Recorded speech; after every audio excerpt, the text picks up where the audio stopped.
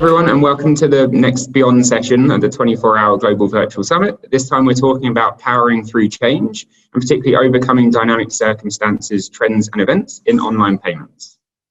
To introduce ourselves, so I'm Lachlan Sim, work within the merchant services team, particularly looking after the partnerships and the sales efforts.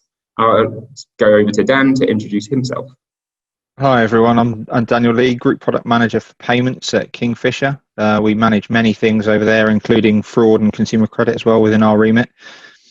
So that's me. Awesome, thank you Dan. And yes, we talk about events and trends within payments and online commerce. We'd be amiss to not talk about COVID. It's had such an impact on us since the beginning of this year, and the impact of this is going to be felt for many years to come. And so we won't talk about how in-depth around the COVID as a topic, but we will be going through this and trying to understand really how this has impacted brands online, but also in store, and really just trying to map out how this is going to be the new normal until a vaccine is commercially and readily available for the world. Brands that operate across the world will be feeling this for the next few years. I think Dan, just to open this up, would be really interesting to hear a few minutes just around how you've had how COVID's had an impact on you, on your business, and how you've managed some of that stuff. Yeah, sure. So obviously, Kingfisher has multiple different, we call them banners internally, but essentially they are brands or companies. We manage Screwfix, we manage B&Q, we manage Castorama, and we also manage Brico Depot. So we've got four main operating companies, if you want to call them that. We have some other interests in other markets as well, but those are the four main ones. And I mean, all markets, we've seen an impact due to COVID. I mean, the impact has been large, should we say, for at the beginning. March, when we started to go into this, we started to see a shift towards online. People were obviously starting to realise that actually they would rather go into store to click and collect as opposed to just wander around the store. We then obviously saw the lockdown occur in multiple different territories. And obviously that then meant that we had no store presence. So all of our stores essentially were closed for a period. And then we had to essentially figure out how we phased that back to essentially bring click and collect back first.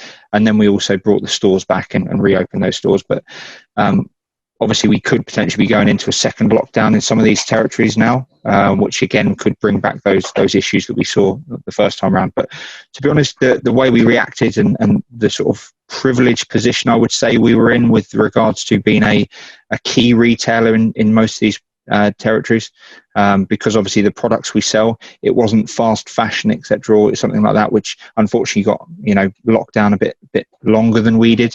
But because people came into us to buy things that they actually required to fix their house, key workers had to go in and if you needed something to fix your bathroom or something like that, you could pop into a Screwfix or a B&Q normally. But obviously now you could click and collect it or buy it online and have it delivered to your door, which kept us going really through that period. And obviously afterwards, we're now seeing the benefits of that digital transition that customers went through. Yeah, that's awesome. And did you see, was there any difference by geography or by brand, as you went through all these last few months? Yeah, so some of our brands, we have multiple different formats. So we've got some that are, the small stores where you go in and there's no, should we say, front of house stock. It's stock that customers can actually interact with and touch, or very little of it. That's the Screwfix model. We've then got big box stores that we have, which are like the Brico Depots, the Castoramas and the B&Qs, which you go into if you want to buy, timber, or you want to buy building materials. They also have other things, that you can buy, but it's predominantly the larger format stores. Now, those stores, because they are, set up in a different way to the sort of ways that Screwfix are, had issues, should we say, with regards to the way we when we transitioned into this, because obviously click and collect is, if you're ordering a bath and you want to click and collect it, that takes up a trolley. And the issues we were seeing in these places, in stores, were the number of click and collect orders that were coming in were going through the roof. And that put, unique problems in our way, such as how do you handle 1,000 orders coming into a store over the course of a day or two, when they normally would have what a percentage of that, and therefore you've got aisles full of stock that people are ready to come and collect, but you don't necessarily know when they're going to collect it, etc. So you've got this stock, and you could be sitting on that stock for a week and a half with it in an aisle waiting for a customer to collect it, which is not viable. So we had to think of ways around that. So those are the unique things that we really faced. But from the perspective of the Screwfix model and that sort of online model that we have, where we deliver to home, that was that's where we saw the high growth of our digital presence, and we could really cater for those customers straight away. There was no downtime in our digital presence really, because actually it's just been dispatched from a centralized warehouse, which is fully automated in most cases. Gotcha. Yeah, that makes a lot of sense. And you touched on there like the shift, I guess, over the last few months from like what would have been a high in-store value and number of transactions, and like how that's transitioning over time. I think like that brings us to an interesting topic around like how like customers of Optile have seen growth. Some of them have seen like substantial growth over this time as their business model has either been completely online, or they've been able to transition online like fairly quickly. Others like that we work with are also in the travel space, so they've had a very tough time, right? As lockdowns and restrictions and limiting like the travel internationally has happened. And so I think like one thing that like we've wanted to, or what we've seen through our discussions with customers, is like the transition from in-store to online seems to be like a confident trend that's going to maintain now for forever, right? This is kind of like a once in a lifetime trend, where we were predicting some of these these mergers were going to happen in like 10 years, where we would see like big box retailers having a larger percentage online, but actually it seems to have happened over the matter of like a few weeks, few months, and maybe a couple of quarters for some of our customers. I think like, is this something that you're seeing, that you predict that this is going to maintain for the future, or do you think that people will eventually kind of go back into the store? Like, how are you handling, I guess, like that prediction, and then also the unknowns about what's going to happen in the future? Yeah, I mean, like you said, these things don't happen, all the time, and thankfully they don't. But I liken this to the adoption of contactless in the UK. Contactless in the UK, it struggled to gain adoption in the early days until TfL adopted it, and that drove the customers to start using contactless. Now they were forced into that because obviously the gates, you either have to use an Oyster card or you have to, and actually buying a ticket is more pain for you. Well, actually in this scenario, people were forced to buy on digital channels, and that probably upskilled a lot of people in the fact that there's certainly generational trends that you'd see, that maybe elderly or older type customers would actually not have used the digital channels to purchase. They'd have preferred to go into store and use those channels to purchase. But actually the actual customers, we believe, and we've seen that, have actually changed their habits. And actually click and collect, I know we've mentioned it before, but click and collect has been one of those driving factors that actually people were, I don't know if it was the fear of going into stores and potentially interacting with people and being next to people that you don't know who they are, and that fear has meant that people wanted to click and collect, or is it the fact that people are spending time at home and actually they just want to pick something up quickly without having to go through a store to actually go and pay for something, because the queues during this period obviously were longer than expected. So actually there's benefits to buying digitally as well. So we saw a significant switch, and that switch was obviously pretty much turned on overnight to see 100% of our traffic go through the digital channels, because there was no other way for customers to purchase from us. Now obviously that means that if a customer did want to purchase a product from a Kingfisher company, they would have had to buy it online and either have it click and collected, or they'd have had to have it delivered to home. So that obviously has meant that customers have have adopted these channels, and we are seeing now that the stores have reopened that new, should we say, that new high that we're seeing from e-commerce. And from our perspective, that can only be a positive thing, because actually, if customers are buying online as well as in store, which we're actually seeing, it puts us in a much better position to offer them, a great digital experience and give them a great customer experience as part of that as well.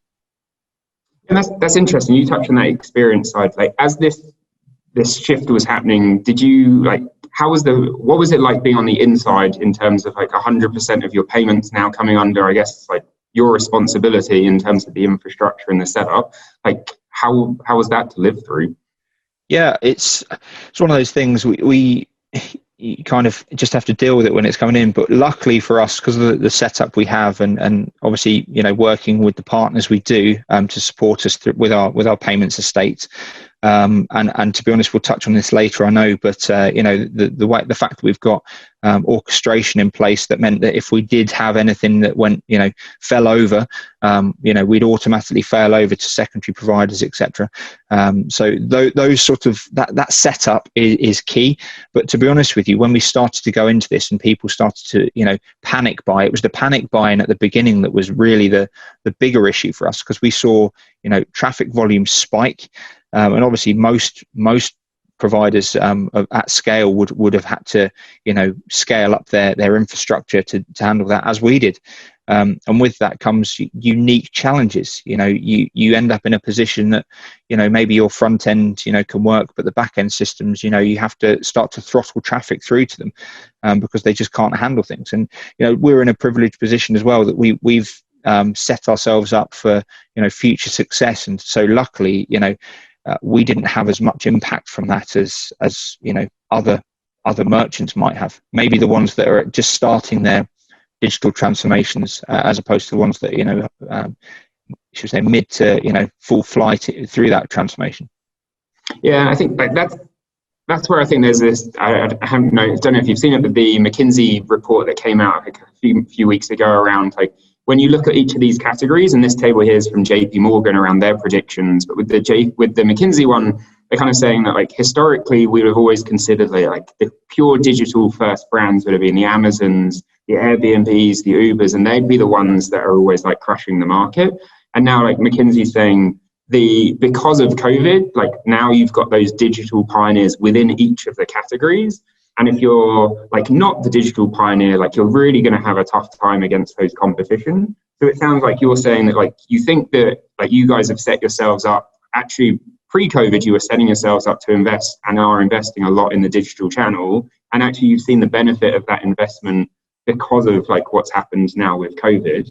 Like, is that McKinsey kind of view concept something that you would share, that like digital investment and experience is key, and part of that is agility, and having that agility is what's going to really keep you at the forefront of your industry? Would you agree with that, or like what are your? Yeah, again, it's from my perspective, it comes down to customer experience, and if you've got a great customer experience, customers will stick with you. Obviously, you have to be in front of a customer and be front of mind when they're thinking about purchasing something, which, I think we have a strength that we've got some, should we say, household names in our sort of Kingfisher state. So I think that's helpful for us. But yeah, to be honest with you, I think that it's a tough fight against those, large, should we say, pure play e-com providers such as Amazon.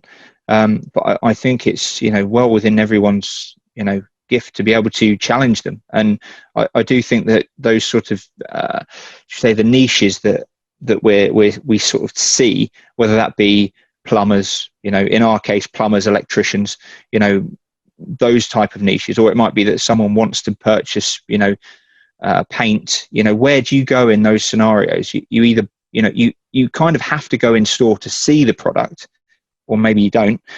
But in some cases, the customers would rather, go into store than purchase online. from the comfort of their sofa. So I think having a multi-channel presence is also going to be part of this. And I did some work, years and years ago when I was working in a digital payments company, an app-based payments company, and it was all about this sort of phygital experience, the move from digital to physical. And actually that's what we see now. We actually see a lot of challenger brands start out their life as a pure play e-com offering. And then when they realize that actually they can and they need to build their brand, they actually have to create a physical presence as well. And I think that is still a trend that is still happening. And I think, we will see, well, you see it already with Amazon with their grocery offerings and things like that.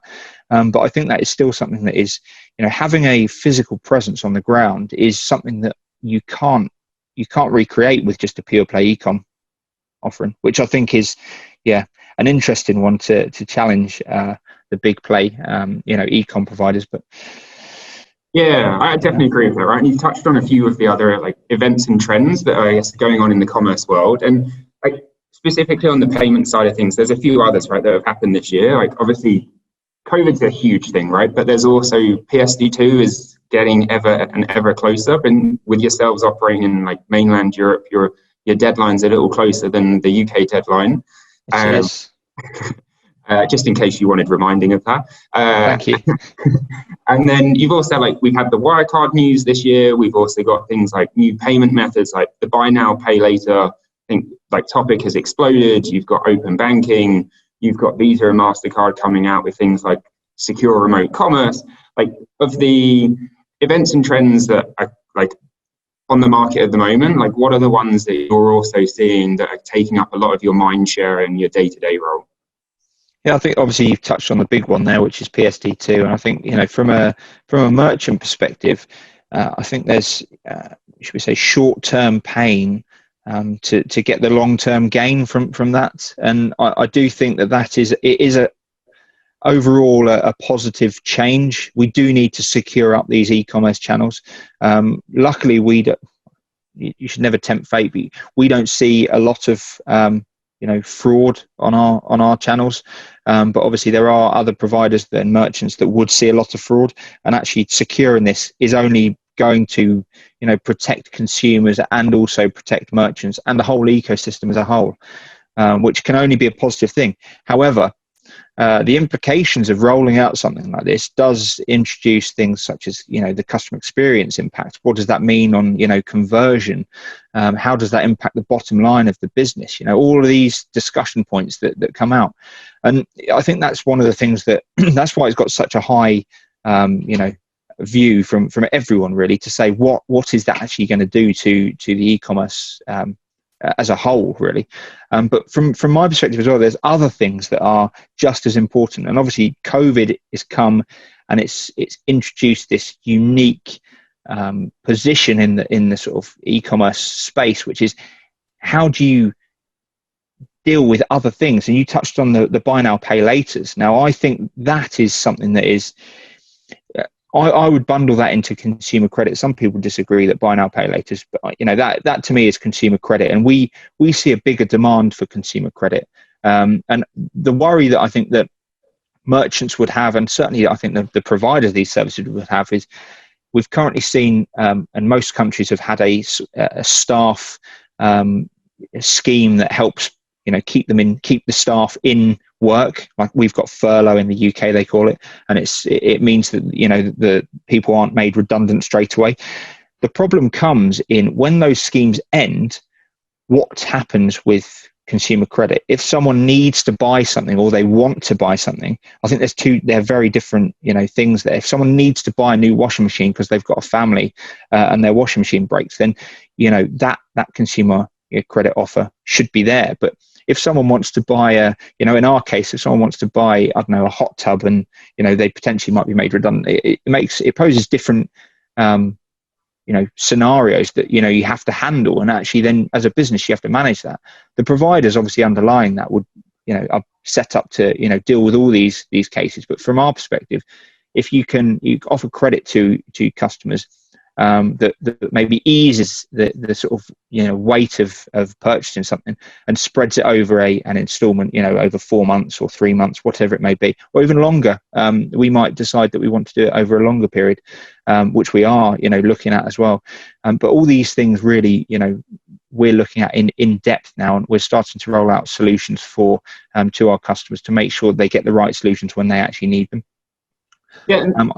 Sorry. Yeah. No, I was going to say the other thing that I would say is, there's loads of regulation and compliance change that's coming as well, and those changes are luckily, obviously we are using a payments orchestration provider.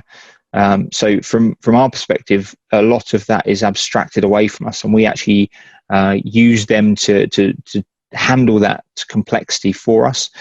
Which actually is I know we're going to move on to that in a minute, but one of the big benefits that I see to using experts in their field in whatever area it might be, and leveraging the sort of understanding and also the development resource available to them. We aren't a payments company. We never say we are. We don't want to be. Much the same as other merchants and retailers out there. So abstracting a lot of that complexity and development away from us has been a huge shift that we've gone through over the last 2-3 years.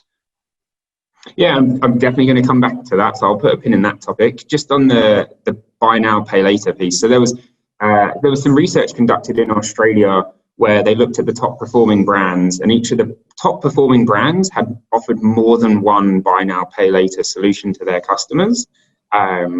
Coincidence or not, it's kind of hard to say at this moment while the market's kind of still being proven out. What would be your utopia, right? If like resource was unlimited, like how do you think there is a need for more than one provider, and therefore like that's what you would like to offer your customers? Like how are you tackling that, and how much can you share of that, of course? Yeah. So my view on this, maybe not aligned to every merchant's view, but is very much, you shouldn't overcomplicate the customer experience and the journey that a customer goes through. You should, however, present them with the payment methods that they want to pay with, or consumer credit offers that they want to pay with. The problem comes is when you start to get too many in checkout, it detracts from the key slick, get them to check out and get them to have the item in their hands. That's what you're aiming for, right? You're aiming for a seamless experience. No one really cares about payments when they're checking out on a website. I mean, that's just me. I think about it all the time, and probably dream about it sometimes. But when it comes to a customer on a website, they don't really mind what they do mind what the UX is, but they don't want to see any UX. In an ideal world, they would actually just go in and they'd already have preset their what they want to do, and they'd just go and check out like that. They might change their mind occasionally, but on the whole, most people check out in the same way every time, depending on obviously the retailer that is, or merchant. But from our perspective, I mean, I think, and this what's going to happen in the industry is you've got a whole host of buy now, pay laters. We've seen it in other areas, payment providers, as well. This has happened in previously, where you start to see a number of key ones, stand out from the crowd. And then what happens is they start to get acquired and consolidated. And that's essentially, I think, what's going to happen in consumer credit. I mean, it's an industry that's ripe for, there's so many synergies. If you were to, see I don't want to mention any brands here, but there's many buy now, pay laters on the market that offer very, very similar offerings. And there can only be synergies for them if they start to merge together and form, larger providers, which then at the same time also means that you don't have as much in checkout. So from my perspective, I think that's where we're going to see things going. But I do think we also need to bear in mind that we shouldn't overcomplicate a consumer journey. But at the same time, market by market, there is a definite need for difference, and we see that in some of our markets. An example being in Poland, we see most people prefer to pay with bank payments. About 85% of our online payments are bank payments. In the UK, it's not a thing unless you're paying an invoice. We start to see differences like that. And, I think that's going to be really key, that you start to see localized consumer credit and payment types pop up, which we already do see.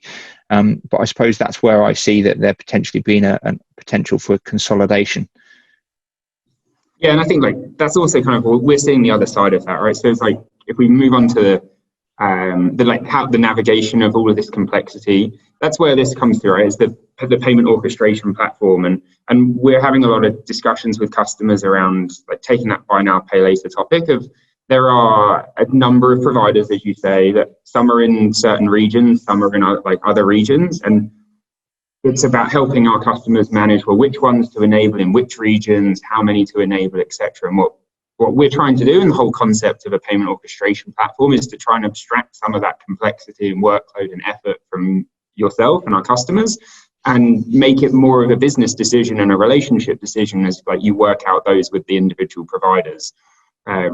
And I think the aim behind this and the ethos, right, is to always to provide yourselves with agility and not to be bogged down in terms of the technical resources and sitting there in the background as a backlog on a roadmap of items that's very much internal and very long. And I think that's where we're seeing as well a trend of because of all of this change in payments, whether it's a new provider, whether it's a fraud provider, wherever the topic may be, there's so much change that's going on. And the Forrester Wave came out yesterday with some opinions on which is the right payment provider for each type of customer. And I think as those customers try to understand what are their needs now and in the future, it's really hard to put a pin and say, hey, this is the one provider I want to lock myself in for 3 years, and I'll double down on them. And if it works out and they have a great 3 years and it happens to be our roadmaps and the needs are aligned, awesome. If it doesn't, you create an opportunity cost where you might be missing out on something. And that's the ethos that we've got here. And it'd be really interesting to hear, you mentioned earlier, that you say that you're not a payments company. That's not a place where you've got that expertise. Do you see that ever changing? And I guess also a follow-up question to that is would you ever consider doing orchestration in-house? That's a common thing for some customers. Would you ever consider that yourself? And if so, what would need to be true, or is it just a flat no, etc.? Obviously, as a highly complex merchant that we've got multiple operating companies. We work in different territories with different regulations and things like that. We obviously looked at this holistically as a group, and we said to ourselves, how many options do we have? We really have three main options. One is to find a provider that offers everything. And we tie ourselves to them, like you just said. The other option is we build it all ourselves and manage the complexity ourselves, which again means that you have to resource up, and there's a cost to that, an ongoing cost as well, because you have to maintain those integrations. Or we actually leverage a third party that has a specialist, platform that can do that for us. And the outcome we had was actually, we didn't think there was a provider that could offer us all the services. And having worked in that side of the business before, I know that there's not one singular provider that can offer you the solutions that you need, unless you're a non-complex merchant. For us, there was no one that could do that. But also tying yourselves into one provider means that if anything changes, for example, maybe the industry goes through a repricing and they lower the prices, or maybe we start to see acceptance rates drop on a certain provider. There's very little way for you to influence that and change how that is if you're tied to one provider. The other one, which is integrate to multiple, the overhead of doing that is just astronomical for most merchants. Having to maintain multiple different payment integrations. PSD2 is a great example of that. That common site. If you had 5 different operating companies and each had its own individual payments provider, or most would have probably multiple, because you've got the PayPal, for example, most cases would have to be integrated direct for large merchants. You end up in a scenario whereby you end up having to do significant amounts of development work to make your estate ready for a new compliance change like that. And then we just didn't feel that was viable for us. Other people may do, and I think it probably would be due to the volumes and size of the business. Many companies have decided to go down that route, build their own service, and then resell that to others. That's not something we wanted to do. We went for the third option, which is use that payment orchestration provider, and essentially use them to leverage them to not only provide us with the information to say if we wanted to go through a change in a territory, to say we want to analyze the PSPs or the acquirers in a said market, we could do that and use their expertise and understanding to get us the best offer at the best time, but at the same time offers the more advanced services which most merchants would never ever build if they built the integrations themselves, such as dynamic bin routing and things like that, which are from a payments perspective are advanced features, but you can use them in simple ways if you want to, and it depends how much you want to use them. But the failover options and things like that, those things would not be built if you built you built it yourself. You'd have to do a manual override to change an integration in most cases, or switch to another one. So, the benefits come not just on the integration front, but also from the other services that underlie that, which are as valuable, if not more valuable, than the actual integration layer. Yeah, that makes a lot of sense, right? And for the customers and merchants that will be on this that might not be using an orchestration layer today, what was the kind of story that you went through internally to bring an orchestration layer in-house? Are you able to talk about that? Yeah, so very much we went through those three stages or three options, and we said to ourselves, what cost has each of these got, and what are the implications of doing each one, and then we essentially packaged that up and presented it to the board with a position that we thought was a fair one for the next 3 to 5 years, because in most cases you're talking about this is a strategic route forward. You're not talking about something you're going. Certainly for a merchant our size, this isn't something you just jump into and sort of just do very willy-nilly. It's kind of a big change, because most of the actual contracts we have with the providers are long-term or longer term, and therefore we had to think about A, how we were going to do this, and B, what the savings and benefits to the customers were. Another great example of one of the benefits to do this was to reduce our PCI scope, and really just to sort of distance ourselves from any card data. We didn't want to have any of that sort of data in our world. So using the solution and integration we've got now, we are minimizing any of that potential risk as well. So those are the key things. But to be honest with you, packaging it up and working out the benefits and the saving over time, that was an easy sell for us internally, because actually when you costed everything up, it was the obvious option to go with this. Awesome. And then, so I'm conscious of the time as we're getting close to wrap this up. I just wanted to cover up a couple of the other examples that we've seen as our customers have gone through COVID, but also some other trends. And I think these 4 cases here, I'll let the audience read these cases, but I think it's just more examples, right, of where payment orchestration is right for some businesses. And I think where it is right, then there's a lot of opportunity, as Daniel, you've touched on and gone through a lot of that.